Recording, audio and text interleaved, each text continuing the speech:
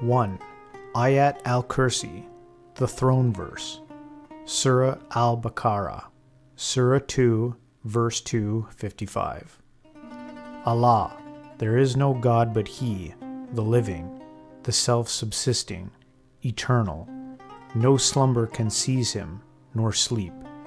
His are all things in the heavens and on earth.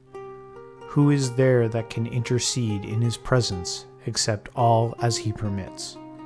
He knows what is before them and what is behind them, nor shall they encompass anything of His knowledge except as He wills. His throne extends over the heavens and the earth, and He feels no fatigue in guarding and preserving them, for He is the Most High, the Supreme, in glory. This verse is often seen as a window into the divine omnipresence and omniscience, expressing as God who is not simply a being within the universe, but whose very being encompasses, sustains, and transcends all existence. In the mystical tradition, this verse reveals the intimate and all-encompassing consciousness of the divine. Nothing can exist or move without being enveloped in that awareness.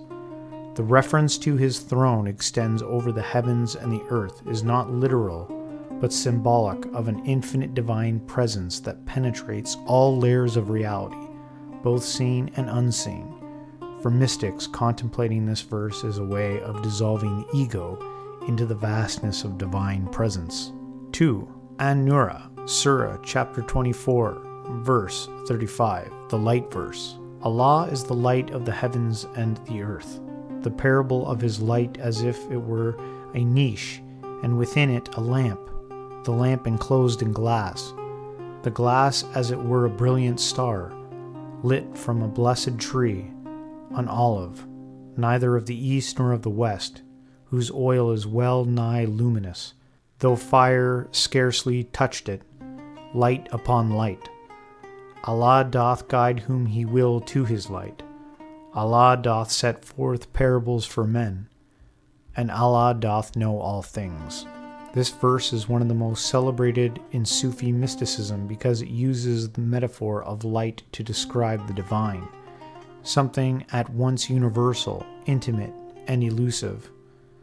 The imagery of the niche, lamp, glass, and the star represents layers of consciousness and spiritual perception, with the light upon light symbolizing the unfolding of divine reality within the heart of the seeker. The olive tree, neither of the east nor west, suggests a transcendent reality beyond dualities, pointing to a source that nourishes both the inner and the outer worlds. For the mystic, this verse is a call to awaken the inner eye, to witness the divine as the luminous essence of all being. 3. Al-Ikhlas, Surah 112, verses 1 to 4, the purity or oneness.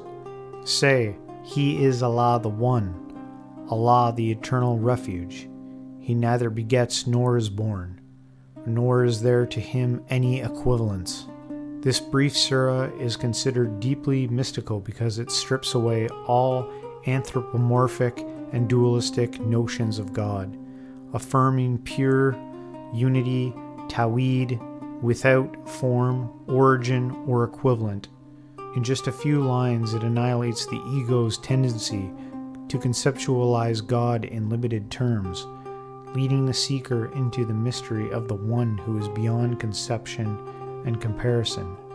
Mystics see this in the surah, the invitation to realize that ultimate reality is not something outside oneself, but the very ground of being, a presence beyond all attributes that can only be known through direct inner realization.